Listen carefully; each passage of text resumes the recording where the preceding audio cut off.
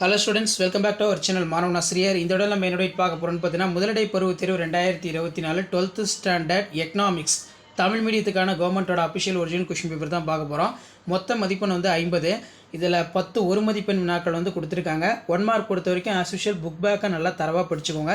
இதில் இருக்கக்கூடிய 2 mark 3 mark 5 mark 2 mark compulsory 3 mark compulsory எதுவும் ஸ்கிப் பண்ணாதீங்க. எல்லாத்தையும் நல்லா படிச்சுக்கோங்க. கம்பல்சரி 17வது கொஷின் கொடுத்துருக்காங்க. பொருளாதாரம் என்பதன் பொருள் யாது? நாட்டு வருமானம் இலக்கணம் தருக.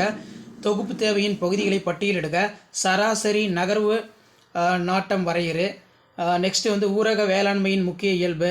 ஸோ அது கீழே 3 மார்க் பார்த்தீங்கன்னா கலப்பு பொருளாதாரத்தின் முக்கிய இயல்புகளை தருக. தலைவீத வருமானம் பற்றி சிறுகுறிப்பு வரைக. தொகுப்பு அளிப்பு கூறுகளை கூறு. தன்னிச்சையான முதலீடு தூண்டப்படுவதற்கான முதலீடு வேறுபடுத்துக. பண அளிப்பினை தீர்மானிக்கும் காரணிகள் யாவை? பணவீக்கத்தின் வகைகள் பற்றி எழுதுக. அடுத்து பார்த்தீங்கன்னா நமக்கு 5 மார்க்கு 4 × 5 20. முதலாளித்துவம் சமத்துவம் கலப்புத்துவம் ஆகியவற்றை தன்மையினை ஒப்பீடு ரொம்ப முக்கியம். நாட்டு வருமான கணக்கீட்டில் உள்ள சிரமங்களை விளக்குக. வேலையின்மை வகைகள் விளக்குக. பெருக்கி இயங்கும் விதத்தை வரி. நெக்ஸ்ட்டு பார்த்திங்கன்னா தொன்மை கோட்பாடு கின்ஸ் கோட்பாடு ஆகியவற்றுக்கான வேறுபாடு. பொருளாதார ஆய்வில் சமூக கணக்கிடுதலின் அவசியத்தை வரி.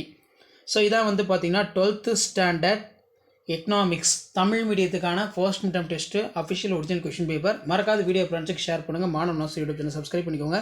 தேங்க்யூ.